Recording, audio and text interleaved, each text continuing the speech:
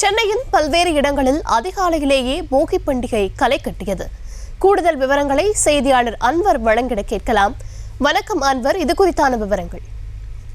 வணக்கம் தர்ஷினி. இன்று போகி பண்டிகையானது மார்கழி மாதத்தின் கடைசி நாளும் பொங்கல் பண்டிகைக்கு முந்தைய நாளின் வெகு விமர்சையாக சென்னை முழுவதும் பல்வேறு இடங்களில் கோலாகலமாக கொண்டாடப்பட்டு வருகிறது. பழையன கழிதலும் புதியன புகுதலும் என்னும் முன்னோர்களின் பண்பாட்டை பறைசாற்றும் விதமாக வீட்டை சுத்தம் செய்து தேவையற்ற பொருட்களை வீட்டில் முன்பு தீயிட்டு கொளுத்தி இந்த போகி பண்டிகையை கொண்டாடுவது வழக்கம். அந்த வகையில் சென்னை மயிலாப்பூர் ஐசோஸ் பகுதியில் உள்ள மக்கள் அதிகாலை முதலே தங்கள் வீடுகளின் முன்பு பழைய பொருட்களை தீயிட்டு கொளுத்தி போகி பண்டிகையை குடும்பத்தினருடன் கொண்டாடி மகிழ்ந்து வருகின்றனர். அந்த காட்சிகளை நம்மால் பார்க்க முடிகிறது. பொதுவாக இந்த போகி நாளில் மக்கள் பழைய விஷயங்களை தூக்கி எறிந்துவிட்டு புதிய விஷயங்களில் கவனம் செலுத்தி மாற்றம் அல்லது மாற்றத்தை ஏற்படுத்துவார்கள்.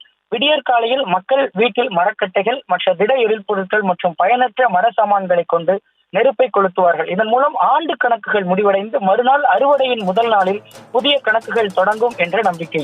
எனவே இதனை பழையன கழிதலும் புதியன புகுதலும் போகி பண்டிகை என்பர். அந்த வகையில் சென்னை இன்று பல்வேறு இடங்களில் இந்த போகி பண்டிகையானது வெகு விமர்சையாக கொண்டாடப்பட்டு வருகிறது.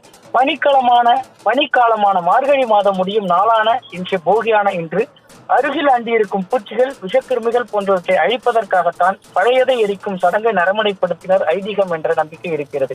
அந்த வகையில் ஆண்டுதோறும் இந்த மார்கழியின் கடைசி நாளான இன்று தங்கள் வீடுகளில் உள்ள பழைய பொருட்களை தீயிட்டு கொளுத்தி மக்கள் தங்கள் குடும்பத்தினருடன் இந்த போகி பண்டிகையை கொண்டாடி மகிழ்ந்து வருகின்றனர். அந்த காட்சிகளை நம்மால் காண முடிகிறது. தர்ஷினி,